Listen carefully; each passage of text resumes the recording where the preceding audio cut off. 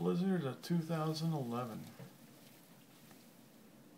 Whipping about 60 mile an hour out there.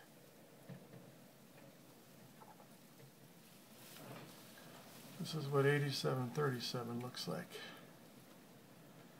2-foot drifts along the driveway right in front of me here. Dan stuck out there in the court.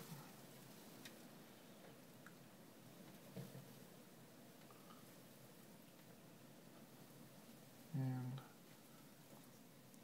it's only about 8 o'clock in the evening. This thing's supposed to go all the way till 3 o'clock tomorrow afternoon. I can't imagine how much snow we're going to get. Unbelievable.